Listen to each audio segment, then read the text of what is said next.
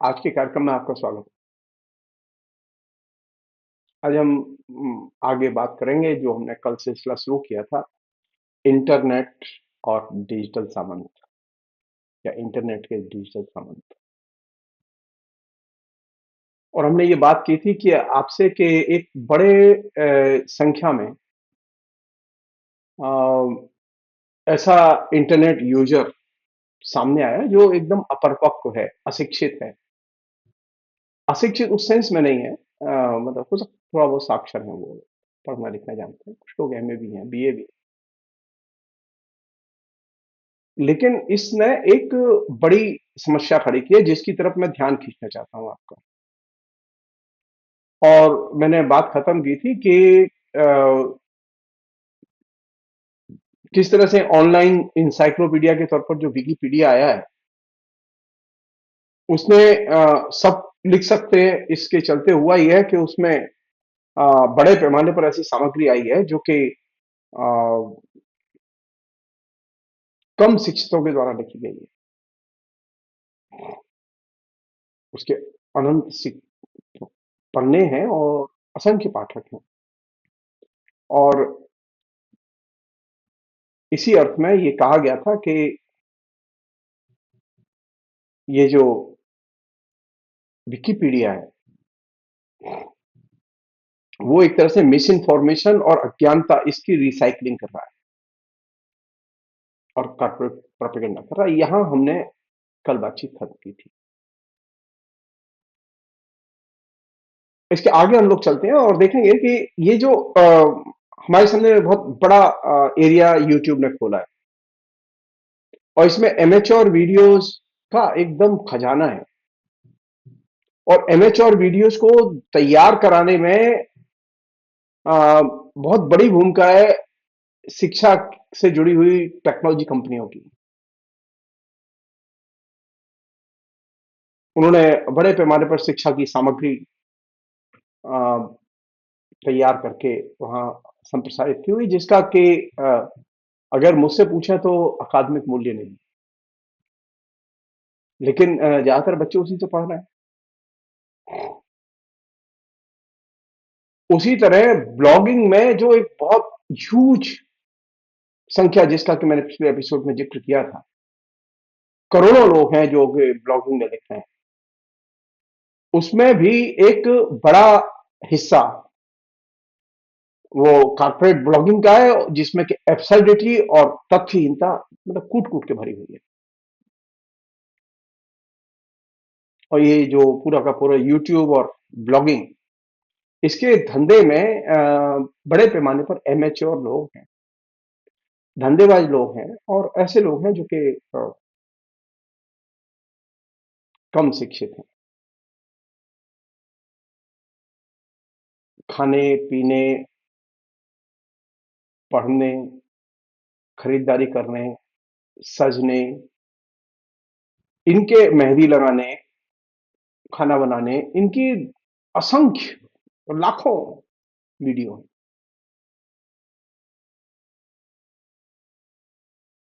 दिलचस्प बात यह है कि इस तरह के जो मूर्खतापूर्ण वीडियो हैं, इनके लाखों पाठक दर्शक भी हैं।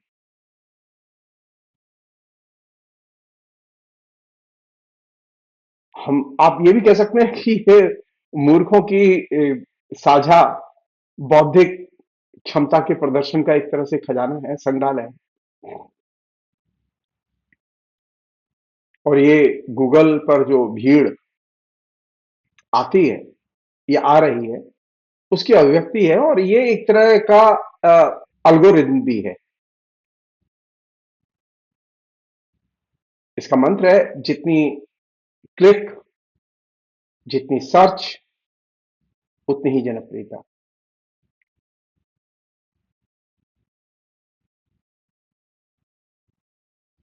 ये संपादक मुक्त लेखन या संपादन मुक्त कम्युनिकेशन का एक तरह से मुक्त प्रवाह कह सकते हैं। एक और चीज है जो कि इस पूरे प्रोसेस में सामने आई है, वो ये कि गूगल से प्रतिदिन करीब 90 मिलियन सवाल पूछे जाते हैं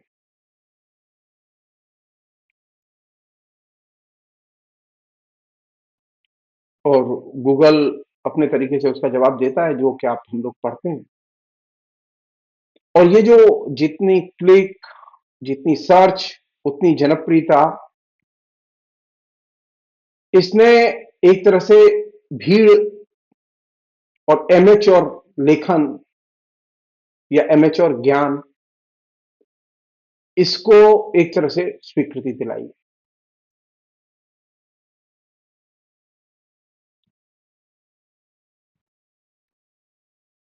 आप ध्यान से देखिए कि सबसे ज्यादा कौन सी खबरें पढ़ी जाती हैं,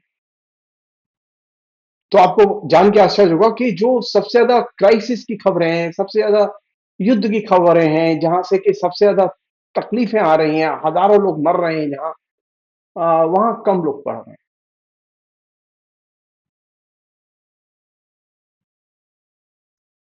जो आपको हेडलाइन भी मिलेंगी इंटरनेट पर, गूगल में, उनमें भी ये खबरें नहीं आती।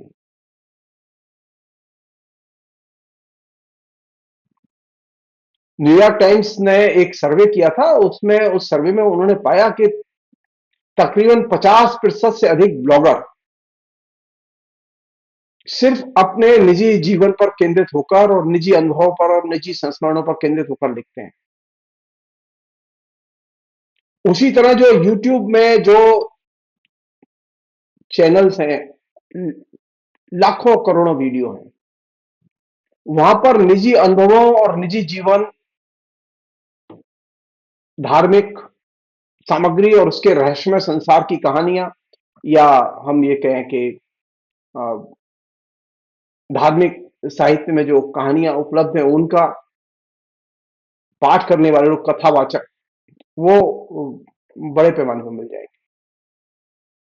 और इस पूरे कैनवास को अगर आप ध्यान रखें तो आप पाएंगे कि ट्रेडिशनल मीडिया को इस निजी मीडिया ने, जो कि इंटरनेट है, उसने पूरी तरह से अपदस्थ कर दिया है। आज इंटरनेट जो है वो जिसे कहें स्वयं की प्रस्तुति का मीडियम है। तो इसमें इसके कारण क्या हुआ है कि आत्म प्रशंसा, आत्ममुग्धता का खूब विकास हुआ है, और जो लोग ये करते हैं वो बहुत आत्ममुग्ध भाव में रहते हैं। समाचार, सूचनाएं, संस्कृति, इनसे जुड़े हुए विश्लेषण और नए विचार और नए विचारों का प्रवाह बहुत कम नजर आएगा। तो इसने क्या किया कि इसने साधारण लोगों के बीच में व्यक्तिगत चीजों की तरफ ध्यान देने की तरफ एक तरह के संस्कार विकसित किया है, आदतें विकसित की हैं। अब लोग व्यक्तिगत बातों की तरफ ज्यादा ध्यान देने लगे, लोग विचारों की तरफ ध्यान नहीं देते। नए जो संघर्ष के क्षेत्र हैं, नए जो कष्ट के क्षेत्र हैं, उन पर ध्यान नहीं देते। तो व्यक्तिगत चीजों की तरफ ज्यादा ध्यान जाता है। खासतौर पर ये जो सोशल नेटवर्किंग के जरिए जो लोग कम्युनिकेट करते हैं, उसमें ये प्रवृत्ति ज्यादा दिखाई देती है।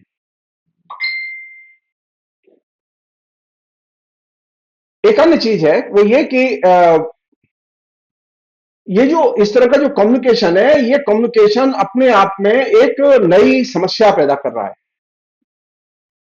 और वो नई समस्या क्या है कि जब आप व्यक्तिगत चीजों में ध्यान देंगे, व्यक्तिगत बातों पर ध्यान देंगे, व्यक्तिगत जो है कामों पर ध्यान देंगे, व्यक्तिगत एक्शंस पर ध्यान देंगे, आप देखिए छोटे से छोटे वीडियो से लेके बड़ी से बड़ी वीडियोस तक, तो इसमें दांव पे कौन सी चीज लगी है? दांव पे लगे हमारे सांस्कृतिक मूल्य, जिनको कि हमने अब तक सभ्यता के विकास में अर्जित किया।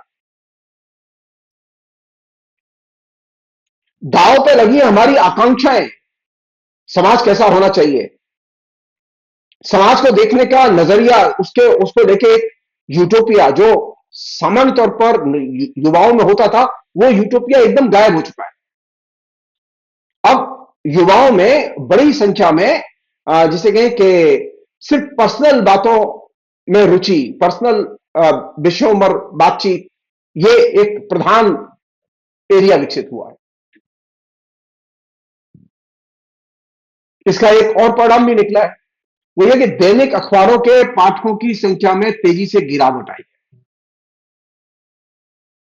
और सिर्फ अखबारों की पाठक संख्या में गिरावट नहीं आई है, बल्कि बॉलीवुड और हॉलीवुड के दर्शकों की संख्या भी घटी है। सिनेमा उद्योग के सामने जैसे प्रिंट उद्योग के सामने संकट है, उसी तरह सिनेमा उद्योग के सामने भी इसने संकट पैदा किया है। तो ये जो नया जो सेल्फ मीडिया इंटरनेट जो विकसित हुआ, जिसमें कि एमेच्योर लोग या हम ये कहेंगे डिजिटल सामंत बड़े पैमाने पर उभर के आए,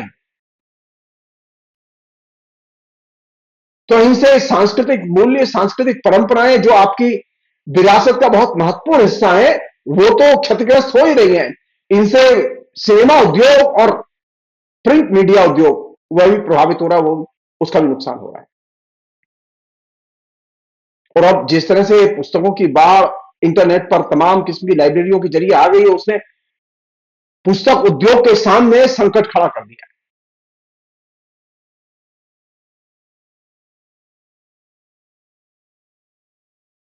पुस्तकों की बिक्री घटी है, डीवीडी की बिक्री घटी है, टिकट खरीद के सिनेमा देखने वालों की संख्या घटी है,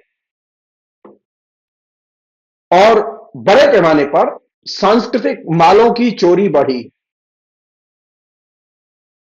सांस्कृतिक मालों की चोरी या इंटेलेक्चुअल पायरेसी या बौद्धिक चोरी में एकदम इतना बड़ा उछाल आया कि इतने बड़े पैमाने पर बौद्धिक चोरी कभी नहीं होती थी जो अब हो रही है।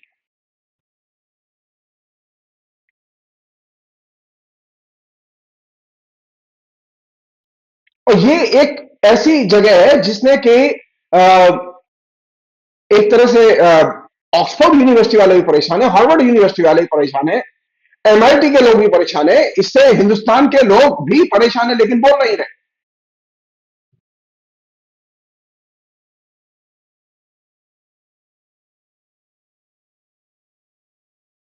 तो एक नई चुनौती डिजिटल सामंतों ने पैदा की है। सांस्कृतिक चोरी और इंटेलेक्चुअल चोरी, बौद्धिक चोरी, उसमें लंबी छलांग लगी है।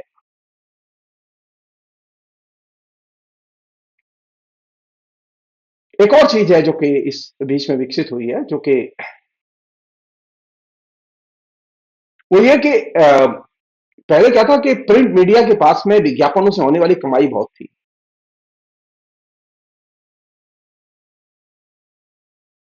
अब स्थिति यह है कि विज्ञापन ने इंटरनेट को घेर लिया है, सोशल मीडिया को घेर लिया है, और आज स्थिति यह है कि इंटरनेट विज्ञापनों से बहुत बड़ी मोटी रकम कमा रहा है। सन 2024 के आंकड़े बताते हैं कि सोशल मीडिया ने विज्ञापनों के जरिए 219.8 बिलियन डॉलर कमाए, और एक अनुमान के अनुसार सन 2024 से लेकर 2028 के बीच में विज्ञापनों से होने वाली कमाई 255.8 बिलियन डॉलर होने की संभावना है। और इनमें सबसे अधिक विज्ञापन कहां से है? सबसे अधिक विज्ञापन अमेरिका से है।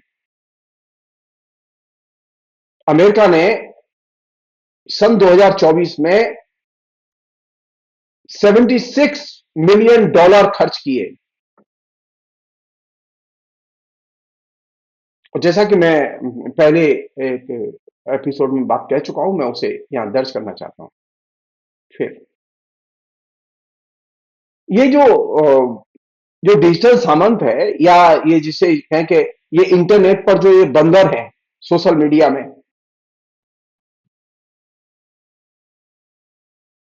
इन इंटरनेट पर सक्रिय बंदरों ने एक तरह से पेशेवर लोगों की आ, छुट्टी कर दी है, जो विशेषज्ञ हैं उनकी छुट्टी कर दी है। अब संस्कृति, साहित्य, कला, इतिहास, दर्शन, इनके बारे में अगर आपको पूछना है, मैं आपको एक छोटा सा उदाहरण बता रहा हूं। मेरे परिवार में दो लड़कियां हैं जो मेरे साले की हैं। एक दिन मैं उनसे बहस कर रहा था, आत्मा है कि नहीं है। वो लड़कियां मुझसे बहस कर रही थी, और पता है कैसे बहस कर रही थी? उनके हाथ में मोबाइल था, वो बीच बीच में मोबाइल लेती थी और मोबाइल में गूगल से सर्च करती थी कि आत्मा है कि नहीं है। तो उन्होंने लिख दिया था कि आत्मा है, तो वो आत्मा है वाली उनके पास में फीडबैक आती चली जा रही थी, और वो बहस कर रही थी, और उनकी उम्र थी मुश्किल से 9 या 10 साल।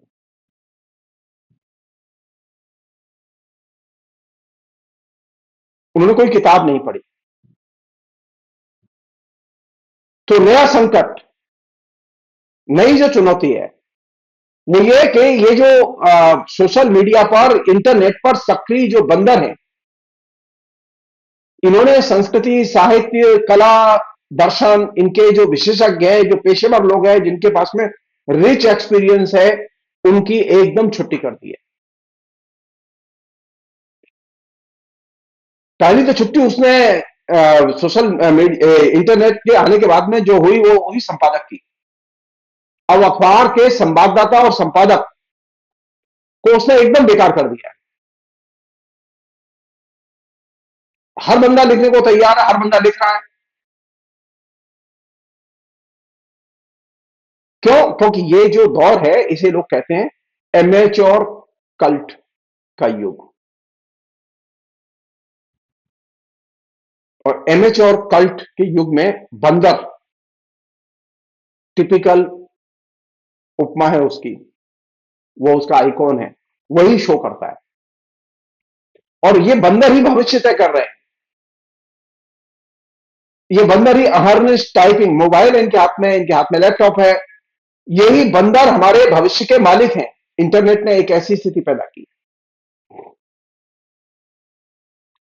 एक और चीज है जो कि विकसित हुई है बहुत भयानक ढंग से, वो ये कि लगातार ऐसे विज्ञापन और ऐसी सामग्री हमारे बीच में आ रही है, और ऐसी प्रस्तुतियां हमारे बीच में आ रही हैं जो हमारे अंदर लोभ और लालच पैदा करती है।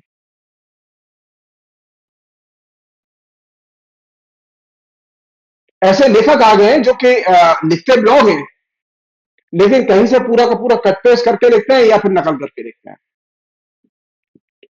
जो लोगों ने अध्ययन किया उसमें यह पाया कि कंपनियों के तमाम जो ब्लॉग बड़ी संख्या में इंटरनेट पर चलते हैं, उनमें वही सामग्री होती है जो उन कंपनियों के प्रेस की विज्ञप्ति में होती है। और बड़े पैमाने पर ऐसे लोग, उनका काम यही है कि वो लिखते हैं ऐसी तरह से, और वहां अगर कोई खराब टिप्पणी उनकी ऊपर लिखे या उनके कंपनी के ऊपर लिखे, तो उसे वो हटाने का काम करते रहते हैं। कारपेट हाउसेस की जो आइडियोलॉजिकल लड़ाई है, प्रतिस्पर्धा है, व्यापारिक प्रतिस्पर्धा, उसकी जंग का ब्लॉगिंग एक बहुत बड़ा स्थान है। हम इस इल्यूजन में रहे हैं कि ब्लॉगिंग से तो हम अपने विचारों का संप्रसारण करते हैं। मैंने भी बहुत ब्लॉग लिखे हैं, वो अभी भी हैं। तकरीबन 3000 आर्टिकल लिखे हैं मैंने ब्लॉग में। जब फेसबुक पर लिखना शुरू किया, फेसबुक पर थोड़ा केंद्रित करना शुरू किया, तो मैंने ब्लॉगिंग बंद कर दी। तो ब्लॉगिंग में बहुराष्ट्रीय कंपनियां, कारपोरेट कंपनियों, इनका एक बहुत बड़ा हिस्सा है जो कि पूरे के पूरे ब्लॉगिंग को घेरता है। और इसके बाद में दूसरा बड़ा हिस्सा है बंदरों का, जो एमेच्योर राइटर है उनका, जो ब्लॉगिंग को घेरते हैं। और इन दोनों ने मिलकर जो सबसे खराब काम किया है, जिसका कि कायदे से ये अचानक, ये नरेंद्र मोदी अचानक पैदा नहीं हुआ। असल में हुआ यह कि इस पूरी की पूरी प्रक्रिया ने और ये एक पूरा का पूरा जो इंफॉर्मेशन बम्बार्टमेंट है, इसने एक चीज पैदा की जिस पर कि हम लोग ध्यान नहीं देते और बात नहीं करते, वो ये कि इसने सत्य के महत्व को खत्म कर दिया। ब्लॉगिंग और कारपोरेट विज्ञापनों की और कारपोरेट ब्लॉगिंग का जो आइडियोलॉजिकल या प्रचारात्मक स्ट्रगल है, उसने सत्य के महत्व को एकदम खत्म कर दिया।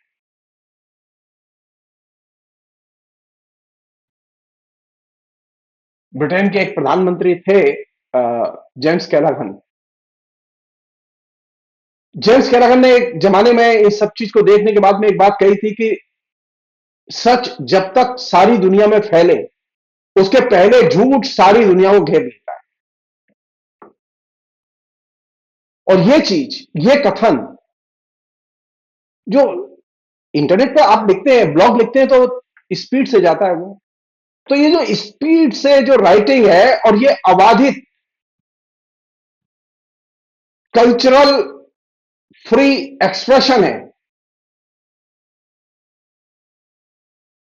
ये तो सबसे बड़ा काम ये करता है कि वो झूठ को संप्रसारित करता है। नरेंद्र मोदी और दूसरे इसी तरह के शासकों को इंटरनेट ने ये आइडियोलॉजिकल प्रवेश पहले से उपलब्ध कराया।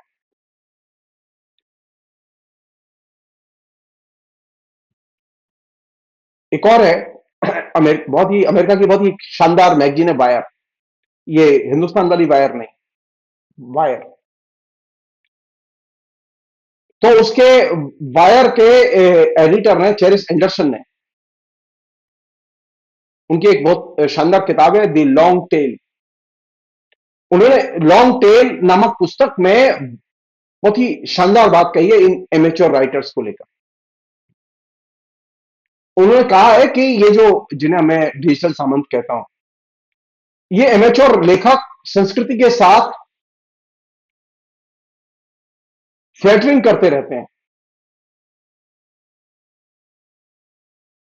ये बड़े निर्भीक हैं, ये डरते नहीं हैं। और इनके जो स्व है, सेल्फ, इसका एक तरह से अनंत स्पेस है। और सेल्फ स्पेस को क्रिएट करने के लिए अनंत प्रोडक्ट है जिनके लिए विज्ञापन करते रहते हैं। और ये तरह तरह के विज्ञापन के जरिए अनंत वस्तुओं के विकल्प देते रहते हैं। इसने एक सबसे खतरनाक काम यह किया है कि इसने जीवन के विभिन्न क्षेत्रों के अर्थ को नए सिरे से परिभाषित किया। इस तरह के लेखन ने ऑलरेडी सारी दुनिया में, अमेरिका हो, ब्रिटेन हो, जर्मनी हो, फ्रांस हो, ये सारे देश और भारत, इन सभी देशों में साइंस की चेतना का अभाव जनता के एक सेक्शन में रहा है। तो ऑलरेडी हम एक चीज से परेशान थे कि हमारे यहां विज्ञान की चेतना का अभाव था। और ये जो ब्लॉगिंग आई, ये जो इस तरह के जो एमेच्योर राइटर आए जिन्होंने के पूरे इंटरनेट के क्षितिज को घेर लिया, इन्होंने एक दूसरा बड़ा काम किया। एक तो पहले सत्य के महत्व को खत्म किया, और दूसरा बड़ा काम यह किया कि इन्होंने साइंस के अभाव को साइंस के बहिष्कार में बदल दिया। और ये इनका अनंत स्पेस है, और इस अनंत स्पेस का अनंत बाजार है। इनके व्यूअर्स बहुत हैं, इनके पाठक बहुत हैं। और इनका काम क्या है? जो सांस्कृतिक वस्तुएं हैं उनकी साइक्लिंग और रिसाइक्लिंग करना, और उससे जुड़े हुए नए नए अर्थ हमारे दिलो दिमाग में उतारना।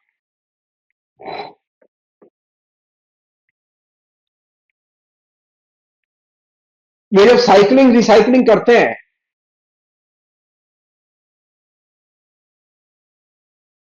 तो इनके पास में कोई बहुत गंभीर नॉलेज नहीं होती कि जिस चीज की साइक्लिंग रिसाइक्लिंग कर रहे हैं उसकी।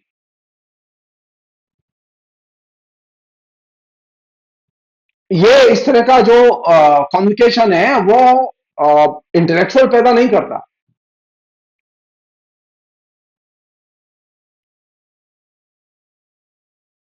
इंटेलेक्चुअल पैदा करने के लिए जरूरी है कि आपके पास में बुद्धिमान लोग हों, पेशेवर लोग हों, अनुभवी लोग हों, ज्ञान से संपन्न लोग हों। वे बुद्धिमान पैदा करते हैं। ये जो इस तरह की जो साइक्लिंग रिसाइक्लिंग से जो सामग्री इंटरनेट के जरिए हमारे बीच में आती है, वो इंटेलेक्चुअल या बुद्धिमान लोग या बुद्धिमान समाज पैदा नहीं करती। या हम ये कहें कि क्षमतावान बुद्धिमान लोग निर्मित नहीं करती। और यही वजह है कि इन इन लोगों में क्षमतावान बुद्धिमान लोग बहुत कम हैं, गिनती के। क्षमतावान बुद्धिमान लोग पैदा करने के लिए जरूरी है कि आपके पास में संसाधन हो, आपके पास में पेशेवर थ्योरी की नॉलेज हो, उसका प्रशिक्षण हो और उसमें पूंजी निवेश हो। तो हमारे पूंजी निवेश तो है नहीं, संसाधन नहीं है, पेशेवर सिद्धांतों का ज्ञान नहीं है, लेकिन हम लेखक हैं। ऐसे लेखक पर्यावरण के मीडिया में मिल जाएंगे, इंटरनेट पर मिल जाएंगे। ऐसे लेखक संस्कृति पर लिखने वाले मिल जाएंगे। ऐसे लेखक सिनेमा पर लिखने वाले मिल जाएंगे।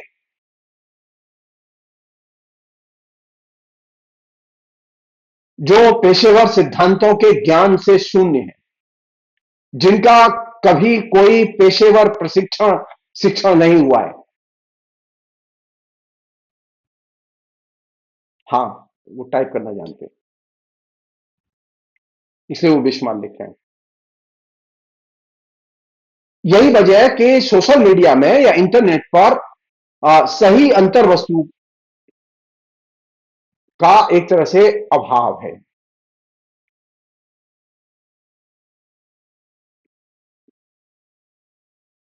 सब्जेक्ट के एक्सपर्ट का अभाव है। और ये सब्जेक्ट के एक्सपर्ट के अभाव को इंटरनेट पूरा नहीं कर सकता। या स्वरचित रचनाएं, लेख, विचार अंतहीन असंख्य मात्रा में आपको मिल जाएंगे। ये एक तरह से इंटरनेट का कूड़ा है। यही वजह है कि ब्लॉगिंग से लेके फेसबुक राइटिंग तक बड़ी संख्या में ये जो अमेच्योर राइटर या डिजिटल सामंत सनसनाते हुए घूमते रहते हैं,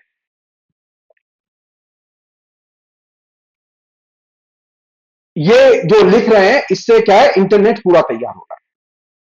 बहुत कम संख्या में पेशेवर लोग हैं जो लिख रहे हैं, और पेशेवर लोग हैं जो वीडियो बना रहे हैं। पेशेवर लोग हैं जो कि जिनका के बाकायदा कौशलपूर्ण ढंग से विकास हुआ है, पेशेवर सिद्धांतों को जानते हैं, इनकी संख्या गिनती की है।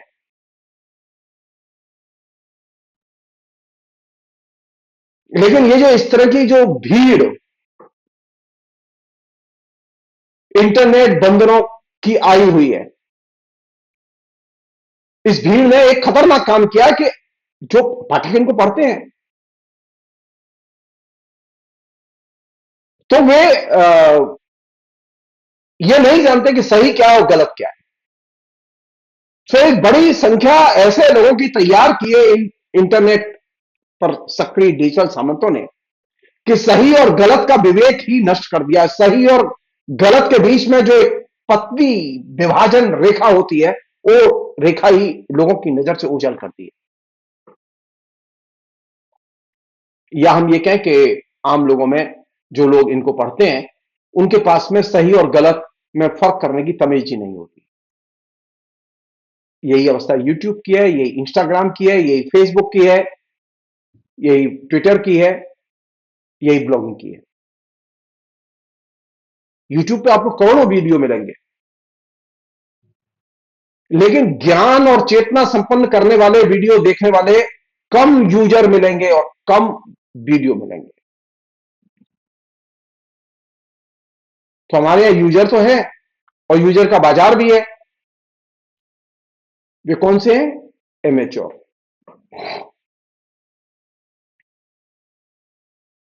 और जो ज्ञान संपन्न प्रोफेशनली तैयार जो चीजें हैं, उनके उपयोगकर्ता यूजर कम है।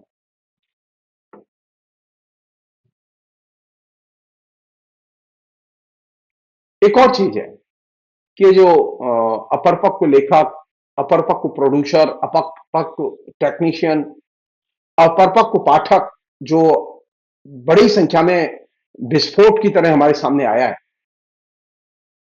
इसके लिए किसी को दोष नहीं दे सकते हम लोग, क्योंकि ये समाज में है, वो समाज से ही आया है।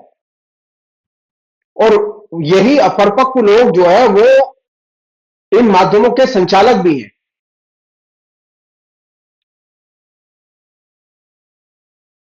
ये भी कह सकते हैं कि ये एक तरह से डिजिटल रिवॉल्यूशन के नायक हैं, और ये अधिनायकवाद के भी इनमें लोग विशेषज्ञ हैं। अब आप देखिए, कोई पॉलिटिकल बात होती है तो अनुभवी लोग, जिनके पास में पॉलिटिकल साइंस का ज्ञान है, जिनके पास में पॉलिटिकल आंदोलन की नॉलेज है, वो लोग लिखते हैं। तो आप देखेंगे धड़ाधड़ धड़ाधड़ आते हैं मोदी भक्त या कम्युनिस्ट पार्टी के भक्त, और वो बिल्कुल अंड संड गाली गलौज लिखना शुरू कर देते। क्यों? क्योंकि उनका मानना है कि वे जो जानते हैं अधिनायकवाद के बारे में, वो सही जानते हैं, जबकि वास्तविकता यह है वो अधिनायकवाद के बारे में कुछ भी जानते नहीं है। तो ये जो सोकॉल्ड डिजिटल रेवोल्यूशन आपको दिखाई दे रहा है, इस डिजिटल रेवोल्यूशन के जो वाहक हैं, नायक हैं, ये वे लोग हैं जो कि अविवेकवाद या इरेशनल थिंकिंग और नॉनसेंस, इसमें एक तरह से 30 मार खाए। और ये एक ऐसी वास्तविकता है जो अमेरिका में भी है, ये ब्रिटेन में भी है, ये भारत में भी है। ऐसा नहीं खाली ये भारत में। और इस स्थिति को आप हंस के टाल नहीं सकते, ये ठोस रियलिटी है। और ये जो क्राउड जो इंटरनेट पर आया है, इसने सबसे महान कार्य ये किया है कि इसने सीधे सीधे हमारी जो अब तक की जो सांस्कृतिक बौद्धिक उपलब्धियां हैं, बौद्धिक परंपरा, इंटेलेक्चुअल ट्रेडिशन है, उनको उसने चुनौती दी है। उसने विश्वविद्यालयों, संस्थानों और शोध संस्थानों में जो लोग काम कर रहे हैं, उनके कामों को चुनौती दी है। ज्यादातर इसमें जो लोग हैं वे शौकिया लेते हैं, उनकी आदत है, मोबाइल ले लिया है तो फेसबुक पे आ गए, या वो मीडिया सेल के मेंबर बन गए हैं तो कुछ पैसे मिल रहे हैं तो फेसबुक पे लिखने लगे हैं।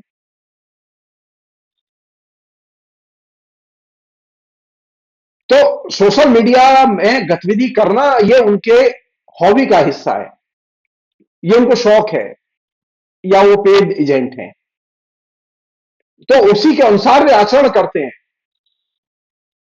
ये एक तरह से उनके लिए टाइम पास का साधन है। इसमें अनपेड लोग भी हैं और पेड लोग भी। इसने एक तरह से जो विशेषज्ञ हैं उनको पूरी तरह से अपदस्थ कर दिया है। आप ये भी कह सकते हैं कि एक स्कूली छात्र ने प्रोफेसर को अपदस्थ कर दिया है, इंसाइक्लोपीडिया को विकिपीडिया ने अपदस्थ कर दिया है। आज स्थिति यह है कि विकिपीडिया में कोई भी व्यक्ति लिख सकता है, क्योंकि वह एक तरह से डेमोक्रेटिक सिस्टम है लेखन का। क्या ये डेमोक्रेटिक सिस्टम है?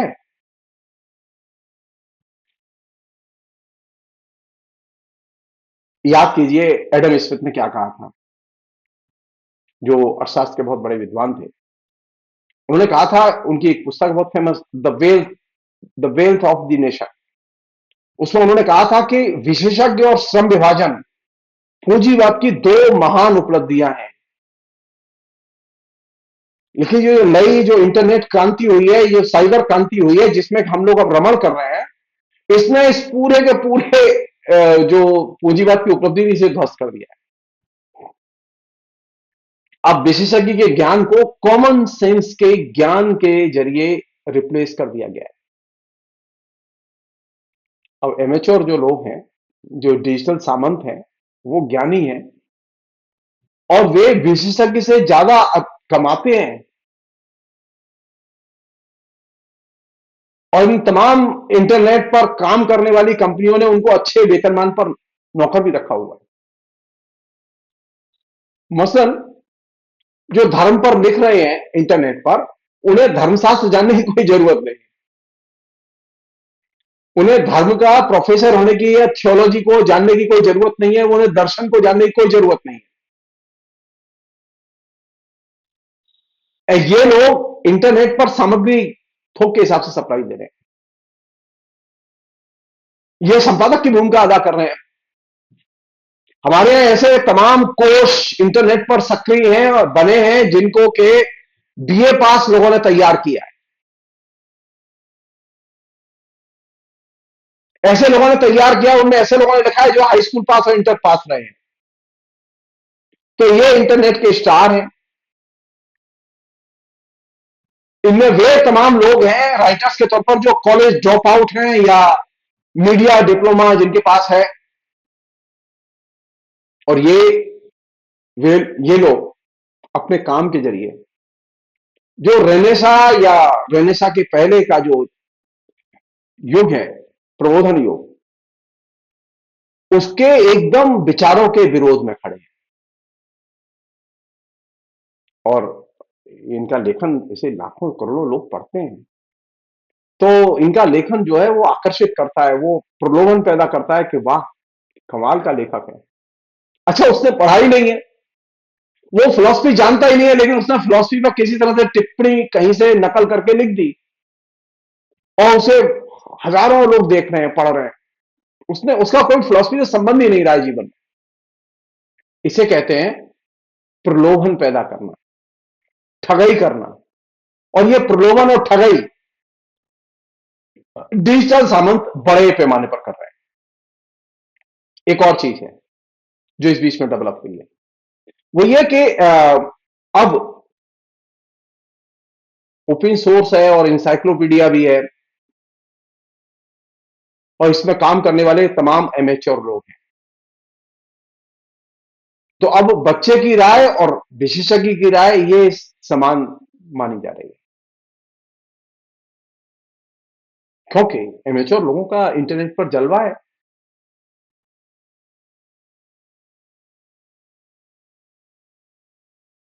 सवाल यह है कि एमेच्योर की और एक विशेषज्ञ की राय को क्या समान दर्जा दिया जा सकता है? मेरी नजर में नहीं दिया जा सकता। एक और चीज है, और ये आखिरी बात क्या कि मैं बात खत्म करूं। सब लोग जानते हैं, आप लोग, कि ब्रिटेन का .com नाम से एक वेबसाइट है, और उस वेबसाइट पर 100 नोबेल पुरस्कार प्राप्त और 400 विशेषज्ञों के द्वारा लिखी गई सामग्री उनकी वेबसाइट पर है, इंटरनेट पर है। ये जो इंसाइक्लोपीडिया जो हम लोग देखते हैं, वो इंसाइक्लोपीडिया वही लोग तैयार किए। पूरे इंटरनेट के सिस्टम में जानते हैं इसकी जगह का, जिसमें 100 नोबेल पुरस्कार प्राप्त और 4000 विशेषज्ञ जिसमें लिखते हो, जिनकी सामग्री हो, उसकी सारी दुनिया की वेबसाइट की सूची में उसका नंबर है 5128वां।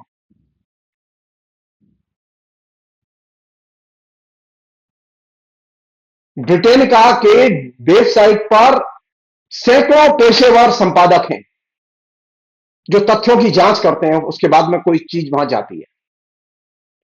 उसके 4000 कंट्रीब्यूटर हैं जिनकी सामग्री वहां उपलब्ध है, और इनको एक सम्मानजनक पेमेंट ब्रिटेन का देती है।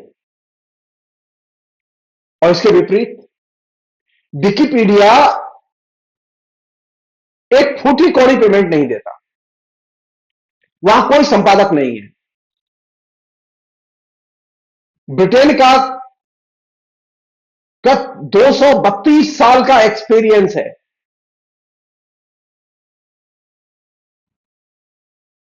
उसे आर्थिक संकट भी झेलना पड़ा 2001-2002 में, और इसके कारण उसने 300 कर्मचारियों को नौकरी से निकाला। जबकि विकिपीडिया में कोई आदमी नौकरी नहीं करता, किसी को नौकरी से निकालने की जरूरत ही नहीं पड़ी, और विकिपीडिया के पास में असंख्य पन्ने हैं, असंख्य सामग्री है।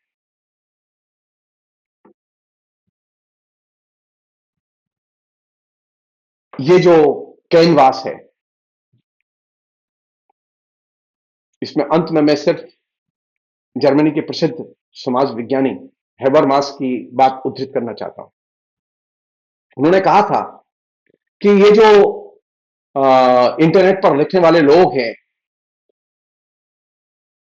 ये जो वहां पर बिना संपादन के जो सामग्री आती है, उसे कोई छानबीन नहीं है, कोई तथ्यों की छानबीन नहीं है, इसने बुद्धिजीवियों की अपार क्षति की है। तो ये जो डिजिटल सामंत है, इसका सबसे बड़ा कंट्रीब्यूशन क्या है? बुद्धिजीवियों की क्षति। इसका सबसे बड़ा कंट्रीब्यूशन है कि इसने प्रबोधन युग में जो चेतना निर्मित हुई थी, ज्ञान निर्मित हुआ था, उसको उसने क्षतिग्रस्त किया है। उसने रेनेसा में जो ज्ञान और चेतना पैदा हुई थी, उसे क्षतिग्रस्त किया है। उसने विश्वविद्यालयों और शोध संस्थानों इन में जो ज्ञान का जो आधार तैयार हुआ, उसे क्षतिग्रस्त किया है। और उसने विशेषज्ञ प्रोफेसरों और एक सामान्य स्कूली बच्चे को एक बराबर के धरातल पर लाकर खड़ा कर दिया है। अब आप तय करें, ये जो इंटरनेट क्रांति है, ये क्रांति आम लोगों में अज्ञानता का रिसाइकलिंग करेगी या ज्ञान की रिसाइकलिंग करेगी? निश्चित तौर पर यह अज्ञानता की रिसाइकलिंग करेगी। और यही वजह है कि मूर्खों की तादाद, अज्ञानियों की तादाद, नॉनसेंस की तादाद, इरेशनल चीजों की तादाद बढ़ती जा रही है। और इसका सबसे अधिक फायदा वे लोग उठा रहे हैं जो ज्ञान के शत्रु हैं। वे लोग उठा रहे हैं जो लोकतंत्र के शत्रु हैं। और यही वजह है कि लोकतंत्र के शत्रुओं के लिए इंटरनेट सबसे मुफीद मीडियम है।